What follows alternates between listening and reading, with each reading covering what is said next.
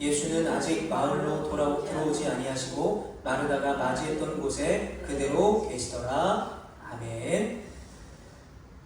이 시간에는 돌을 옮겨놓으라 라는 말씀의 제목으로 요한복음 11장 17절부터 30절, 원래는 34절까지 말씀인데요. 함께 은혜를 나누도록 하겠습니다.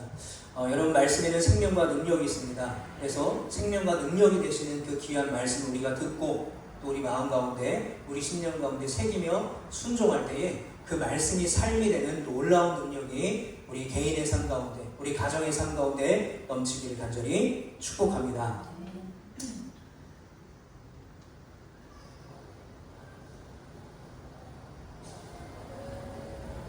아무개헌잡은 3번 방으로 들어가실게요.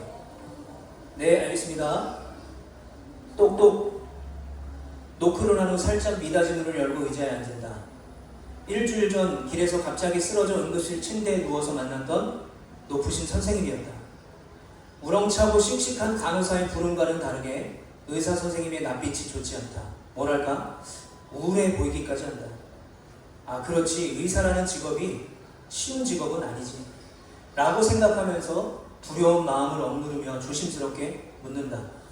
선생님, 얼마 전 검사 별 이상 없죠?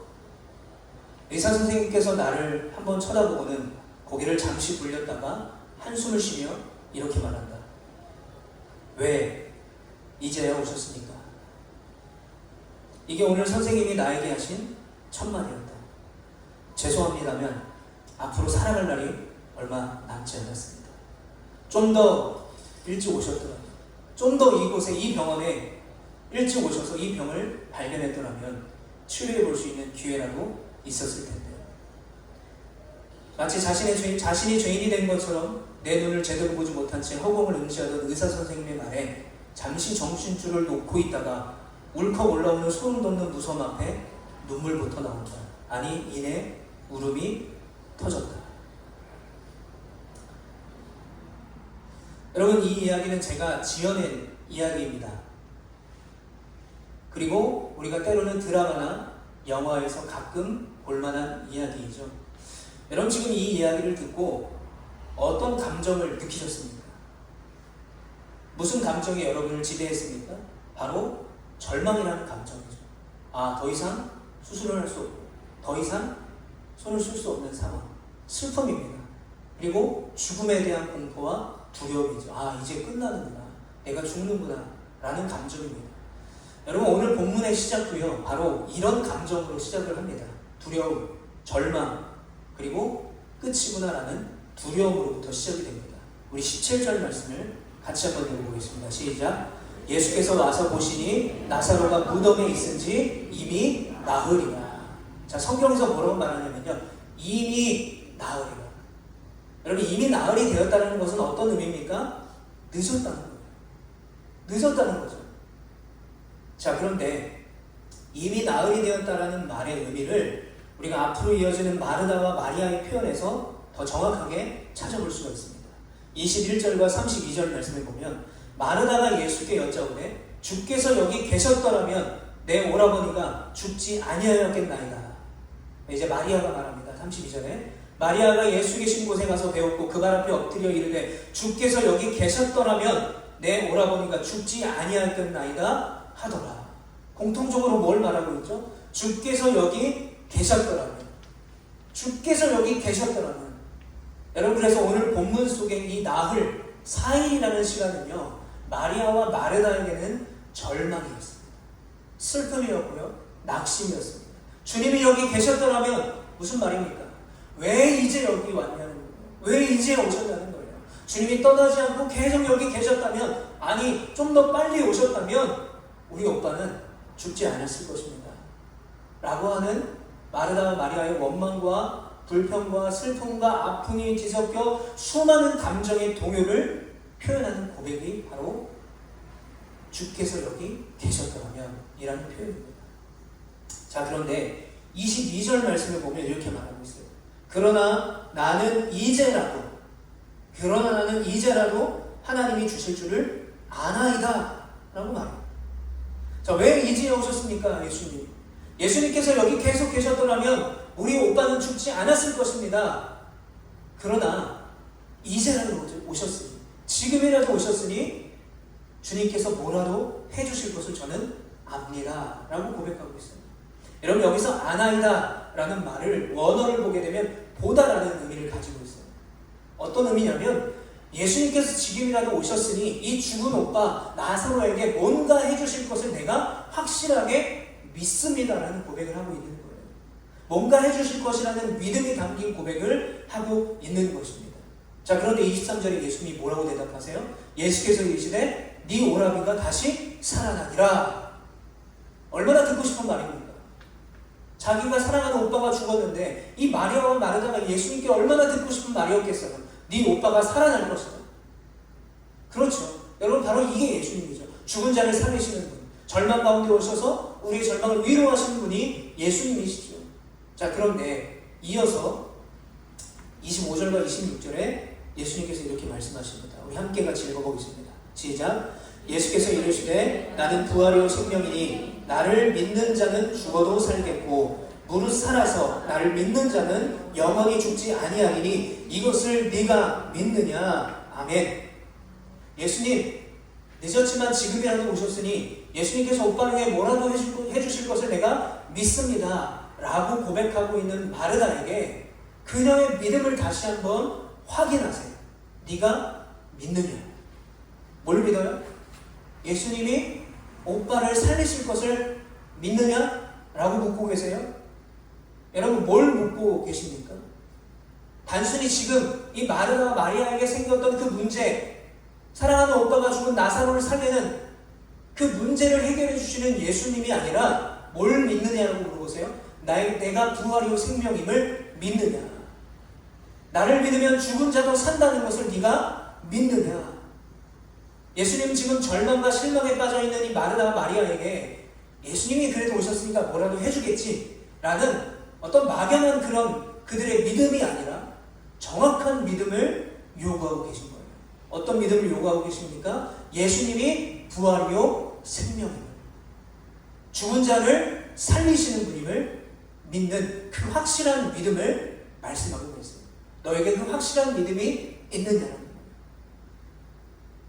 그런데 여러분, 우리가 바로 이 부분에서 마르다와 마리아는 단순히 예수님이 오셨으니까 이제 죽은 오빠 나사로에게 뭔가 해주시겠지 라고 하는 예수님을 향한 그 믿음을 보시면서 예수님은 그 마르다와 마리아에게 부활이요 생명이니 그런 나를 믿느냐라는 그 믿음을 요구하고 계신 이 상황 속에서 바뀌지 않는 현실이 있어요. 그게 뭘까요? 나사로는 아직까지 죽어 있어요.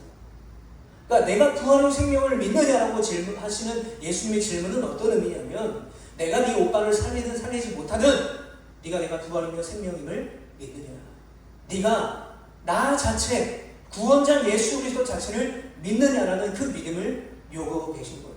그런데 더 우리가 여기서 깨달을 수 있는 진리는 뭐냐면 진정한 믿음은요, 또한 진정한 믿음이 절대적으로 필요한 순간은 언제냐? 바로 절망 속에서 생겨난다는 거예요. 진정한 믿음은요, 그 절망 속에서, 낙심 속에서 내가 무력하다고 느낄 때, 내가 아무것도 할 수 없다라고 느낄 때, 이건 주님만이 하실 수 있는 일이야 라는 것을 인정하는 순간부터 우리의 믿음이 시작이 된다는 것을 말해주고 있는 것이죠. 우리가 아까도 찬양하지 않았습니까? 주가 일하신다. 주께 아끼지 않는 자에게, 주를 신뢰하는 자에게, 살리든 살리지 않든 그 주님을 신뢰하는 자에게 주님이 일하신다라고 말씀하고 계신 것이죠. 여러분, 우리가 흔히 이제 농담처럼 말하는 단어가 있는데 의느님이라는 단어가 있어요. 의사 플러스 하느님이 합쳐져서 의느님이죠. 보통 예를 들어 언제 얘기하냐면 어떤 사람이 죽을 병에 걸려서 정말 어려운 수술을 앞두고 있는데 수술실에 오면 그 사람을 살려냈어요. 그리고 막 연구하고 논문을 뒤져서 좋은 약을 찾아서 약을 처방해서 건강하게 만들었어요. 이런 분들을 우리가 의느님이라고 부르죠. 그런데 보통 우리가 의느님을 언제 사용하냐면 성형을 통해서 어떤 사람의 외모가 확 바뀌었을 때 그때 의느님이라고 써요. 왜 그렇게 쓰느냐?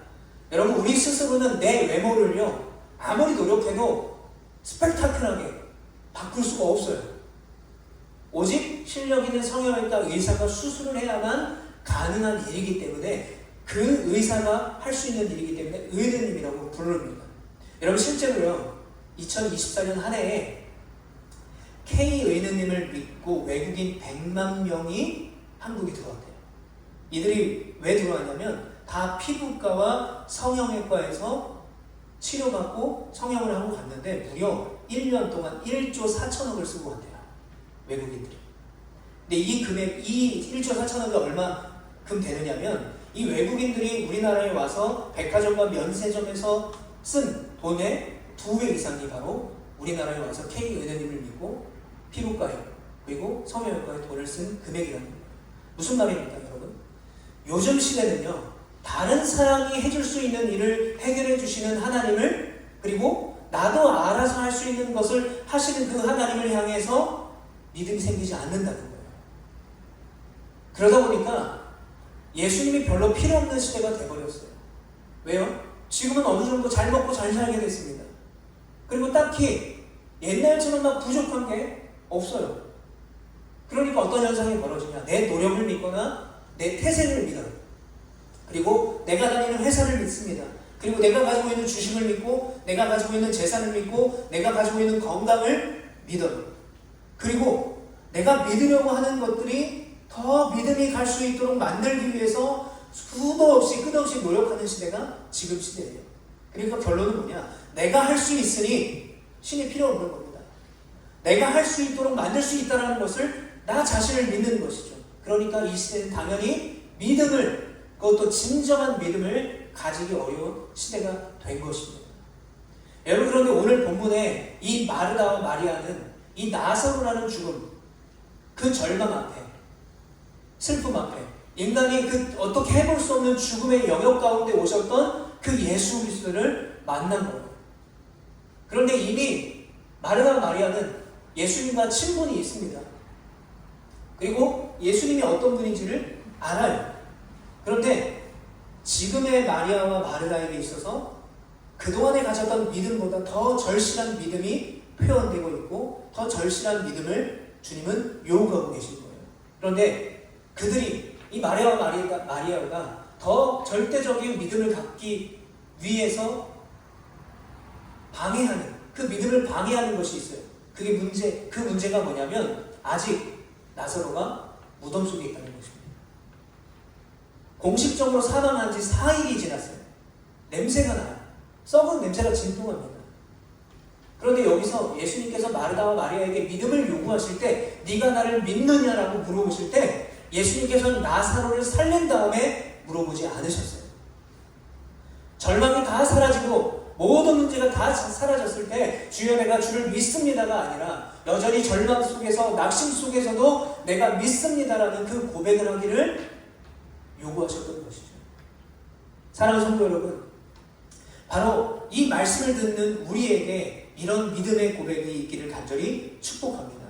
내가 여전히 기도하고 여전히 찬양하고 여전히 믿음 생활 열심히 해도 여전히 바뀌지 않는 나의 상황, 여전히 나는 낙심 가운데 있고 여전히 나는 절망 가운데 있을지라도 내가 여전히 주님을 신뢰합니다.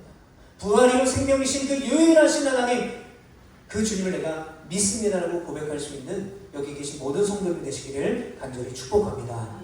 그러나 여러분, 여전히 나사로는 죽어 있습니다. 그리고 많은 사람들은 자기의 친구요 또 사랑하는 나사로를 잃음에 있어서 슬픔에 빠져 있습니다. 예수님이 가신 그곳에는요 죽음이라는 절망과 공포와 슬픔과 아픔이 넘치는 곳이었어요. 그런데 바로 그때 예수님께서 33절과 35절에 이렇게 말씀하십니다. 예수께서 그가 우는 것과 또 함께 온 유대인들이 우는 것을 보시고 심령의 비통이 여기시고 불쌍히 여기사 예수께서 눈물을 흘리시더라. 아멘. 33절과 35절을 보면 지금 예수님의 마음을 우리가 알 수 있어요. 자, 여기서 심령의 비통이 여기시고 불쌍히 여기셨다라고 말합니다. 그리고 눈물까지 흘리셨다라고 말해요. 여기서 우리가 중요하게 봐야 될 문장은 심령의 비통이 여기셨다라는 말인데, 여러분 비통이 여겼다라는 말을 원어를 찾아보면요 어떤 느낌이냐면 화가 나서 분노가 막 일어나서 절제를 할 수 없어서 막 씩씩거리는 상태를 말해요. 예를 들면 투를 하잖아요. 그때 황소가 그 빨간색을 보고 흥분해서 돌진하기 위해서 출발 전에 막 꽃김을 내뿜는 그런 씩씩거리는 상태가 비통이 여긴다는 말입니다. 그러니까 지금 예수님은 이 나사로가 죽은 것을 보고 나사로의 그 죽음의 상태를 보고 분노를 가지시고 눈물을 흘리셨다는 것을 알 수가 있어요. 자, 그런데 이상한 게 있습니다. 왜 이상하냐면 우리가 전장을 쭉 읽어보면 예수님께서 나사로가 죽은 것은 하나님의 영광을 위해 죽었다고 말씀하셨어요. 하나님이 그 죽음을 주셨다고 말씀하셨어요. 그리고 너의 친구 나사로가 잠을 잔다고 말했어요. 그래서 내가 깨우러 간다고 말씀하셨습니다. 그러니까 지금 예수님은 나사로를 살리러 오신 것이죠. 그리고 예수님은 하나님이시니까 나사로가 살 것을 결말을 다 알고 계셨죠. 근데 다 알고 계셨는데 왜 예수님이 눈물을 흘리셨냐라는 거예요. 야, 울지마. 내가 다 살릴 거야. 괜찮아, 울지마. 라고 하셔야 예수님께서 그 상황에서 그 슬픔과 아픔의 현장을 보고 눈물을 흘리셨다는 거예요. 저는 이 예수님의 눈물에 두 가지 의미가 있다고 생각합니다. 첫 번째는요, 슬픔과 고통이 예수님의 눈물과 슬픔이 되신 거예요. 그들이 느끼는 슬픔과 그들이 느끼는 고통이요, 예수님에게도 똑같은 눈물과 아픔과 고통이 돼서 눈물과 슬픔으로 표현이 된 것입니다. 자, 두 번째가 아주 중요하고요. 예수님은 그들이 슬퍼한다고, 그들이 울고 있다고, 내가 살릴 것을 여전히 깨닫지 못한다고 믿음이 없다고 정죄하지 않으셨어요. 너 왜 울어? 더 열심히 하면 되지. 더 노력하면 되지. 왜 울고 있어? 너만 힘들어? 이런 게 아니라는 거예요. 그들의 마음을 공감하시고 그들의 믿음이 없음을 정죄하지 아니하시고 아파하셨다는 것이죠. 여기서 중요하게 우리가 알 수 있는 것은 예수님은 우리의 슬픔과 아픔을 공감하신다는 거예요. 그리고 그 슬픔을 이런 슬픔이 있구나라는 것으로 이해가 하는 것이 아니라 예수님도 같이 우시고 아파하시고 우리를 위해 일하신다는 사실을 기억하시는 여러분 되시기를 바랍니다. 여러분, 많은 사람들이 지금 이 시대를 공감이 사라진 시대라고 말하고 있어요. 그런데 아이러니하게도요, 우리는 과거보다 훨씬 더 연결된 사회를 살아가고 있습니다. 예전에 제가 어릴 때만 해도요, 친구네 집에 놀러가서 친구 이름을 불러요. 누구누구야 불러요. 예를 들어 하준아 불러요. 계속 불러요. 한 10번 정도 불러요. 그러면 집에 없구나 하고 그냥 집에 가요. 요즘 어떻게 합니까? 카톡으로 하준아 집에 있냐? 내가 놀러 가도 돼? 와. 그러면은 만나는 거죠. 100% 만남이 형사됩니다. 예전에는 집에 가서 하준아 부르다가 없으면 놀이터 가서 찾아요. 이 시간대쯤에 항상 있기 때문에 없어요. 그럼 다른 데 또 가봐요. 없으면 못 만나는 거예요. 근데 요즘은요, 무슨 카톡, SNS, 그러니까 서로의 일상을 실시간으로 공유하고 정보를 얻을 수 있는 시대가 되었어요. 그런데 그럼에도 불구하고 언제든지 소통하고 반응할 수 있는데도 오히려 더 많은 고립감과 외로움을 호소하고 있죠. 왜 그러냐면 우리가 더 예전보다 연결은 많이 됐지만 진정한 공감을 받지 못하기 때문이에요. 수많은 정보와 자극 속에서 요즘 사람들이 느끼는 감정이 뭐냐면 나의 감정은 소모품이야 라고 여긴대요. 이 현대시대를 우리가 힘들게 살아가고 바쁘게 살아가는 데 있어서 내가 느끼는 감정은 불필요한 거야 라고 생각하는 거죠. 그래서 SNS상에서 좋아요라는 공감을 받아도 진정한 공감을 받지 못한다고 느끼기 때문에 더 외로워지고 고립감을 느끼게 된다는 거예요. 그래서 저는 이 시대를 살아가고 있는 우리 그리스도인들에게 필요한 것, 또 우리 교회에 필요한 것은 공감이라고 생각합니다. 공감. 왜 저래? 가 아니라 왜 예수님을 안 믿어? 이게 아니라 왜 복음을 전해도 깨닫지 못해가 아니라 그들이 처한 그 상황을 이해하고 공감하는 것이죠. 그래서 우리가 그 공감을 가진 상태에서 그 영혼을 사랑하고 섬길 수 있는 마음을 달라고 기도할 수 있어야 되는 것입니다. 여러분, 그래서 제가 하는 일이 있는데 뭐냐면 제가 아내를 이제 표선으로 데려다주고 또 가끔 이제 볼일을 보게 되면 아침에 거의 한 8시에서 9시 사이죠. 요즘 날씨 진짜 덥잖아요. 햇볕이 쨍쨍한데 공공 근로하시는 어르신들을 보게 돼요. 어느 날은 제가 이제 차를 주차하고 내려오는데 저 이렇게 사진에 보이는 할머니들, 딱 봐도 보통 평균 80세가 넘어 보이는 할머니들이 일하시고 그늘이라고 저 조그만 나무 밑에 있는 그 그늘에 다 같이 쉬고 계신 거예요. 그 더운 날에. 근데 손에는 물병도 없고 아무것도 없어요. 그래서 제가 편의점에 달려가가지고 두유를 샀습니다. 이렇게 생수를 드리면 또 마시다가 또 남으면 들고 다녀야 되고 또 혹시나 당뇨가 있으신 분들이 계실 수도 있으니까 그래서 일부러 두유, 달지 않은 두유를 사서 다 나눠드렸어요. 근데 그 중에 어떤 할머니가 저에게 이렇게 말씀하셨습니다. 요즘에는 길거리에 쓰러져도 나몰라 하는 세상인데 우리 총각 목사님은 뭐가 달라도 다르네 라고 얘기하셨어요. 제가 신천리에 있는 교회 목사라고 말씀을 드렸거든요. 너무 감사하다고, 이 늙은 거 누가 쳐다본다고 하면서 너무 감사하다고 이야기를 하셨습니다. 그리고 최근에는 제가 표선 해수욕장 공영 주차장에 이제 차를 대고 가끔 이제 산책을 하게 되는데 종종 보는 할아버지가 계세요. 그래서 제가 이제 여쭤봤어요. 나이가 어떻게 되시고 어디에 사시는지. 네, 표선이 고향이시래요. 82세 할아버지인데 일주일에 4번 4시간씩 그 해수욕장 근처에 쓰레기를 주워야 돼요. 공공근로 하시는 분이시죠. 그 더운 날씨에 정말 그늘에 있어도 더운 날씨에 82세 할아버지가 일하고 계신 거예요. 물론 어떤 사람들은 돈 받으니까 당연하죠. 당연히 일하는 거 아니에요? 세상에 돈 버는 게 쉽나? 요즘 어르신들 다 일하시는데? 라고 생각할 수가 있어요. 그런데 저는 그냥 그분들의 상황과 그분들이 처한 그 시간에 공감해주는 역할을 하고 있어요. 아, 얼마나 더우세요? 얼마나 힘드세요? 또 집은 어디세요? 하고 여쭤보고. 그리고 별거 아니죠. 음료수 그냥 나눠드리는 거예요.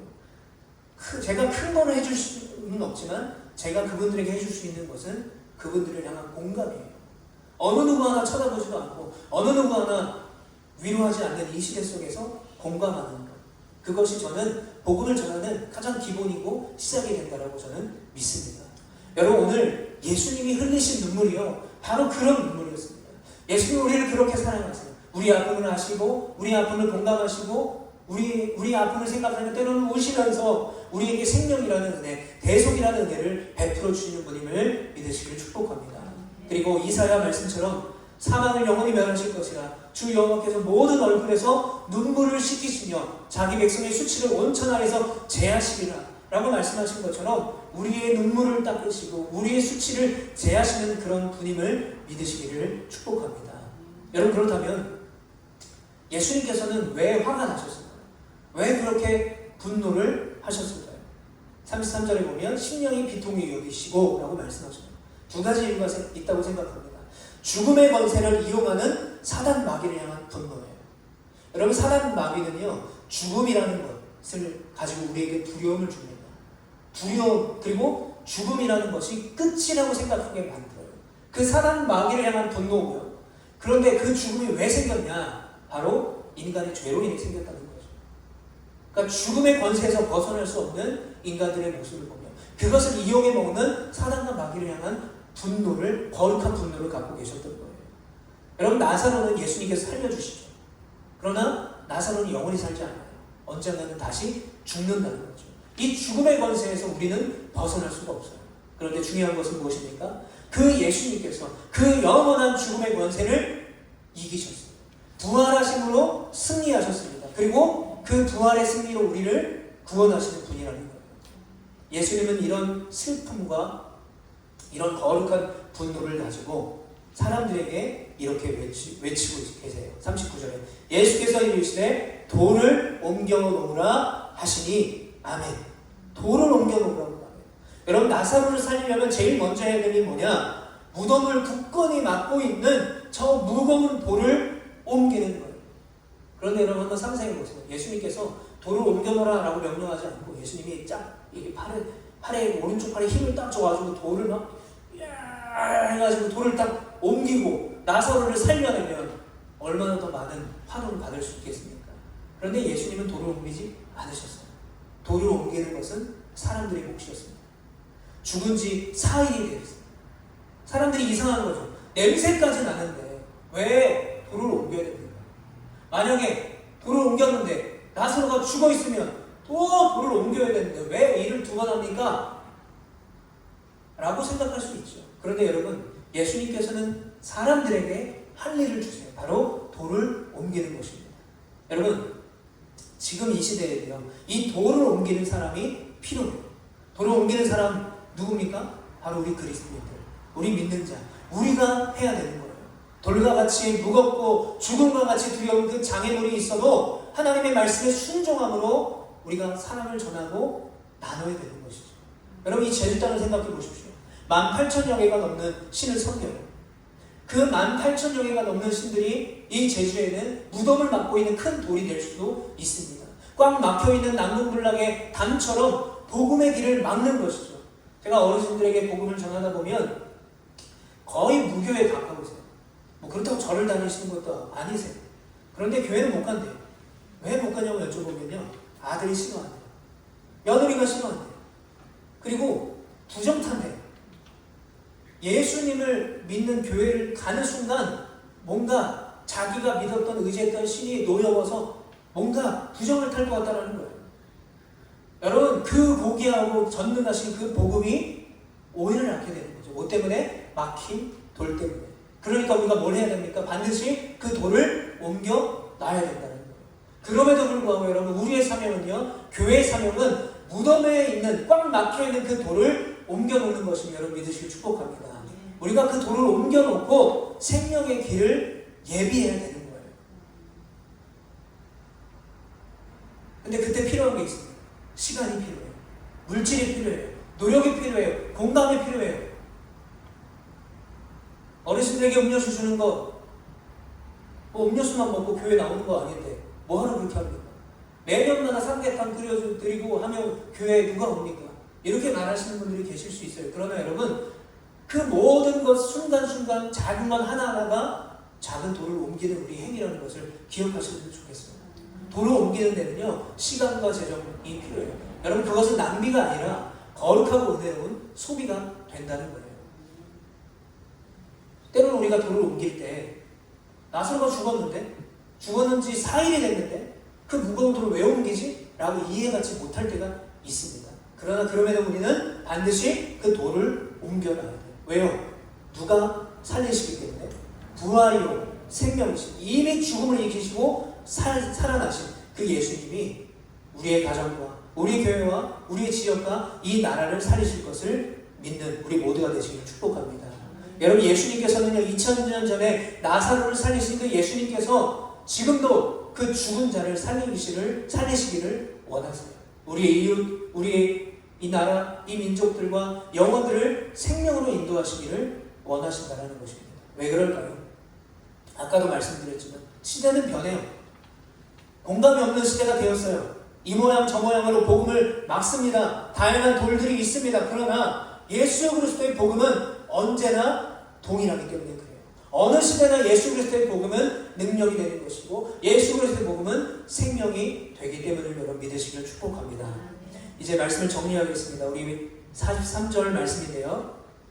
이 말씀 우리 한번 43절과 44절 말씀을 우리 함께 읽겠습니다. 시작. 이 말씀을 하시고 큰 소리로 나사로야 나오라 부르시니 죽은 자가 수족을 배로 동인 채로 나오는데 그 얼굴은 수건에 쌓였더라. 예수께서 이르시되 풀어놓아 다니게 하라 하시니라. 아멘.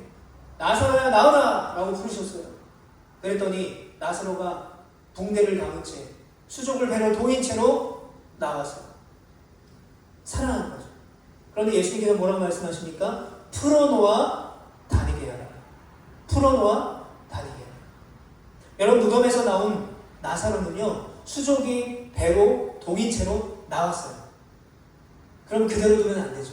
다 풀어줘야 돼요. 왜 풀어줘야 됩니까? 풀어줘야 다니며 다시 살아난 자신의 그 생명의 복음을 전하는 자로 쓰임을 받기 때문입니다. 무덤에서 부활해서 나왔으면 다시 죽음의 무덤으로 들어가면 안 된다는 거예요. 묶여있던 모든 죄악과 실망과 낙심과 좌절이 다 풀어졌으니 이제 다니면서 복음을 전해야 되는 거죠. 다시 죽음으로 가는 것이 아니라 다시 생명으로 들어가야 되는 것이죠.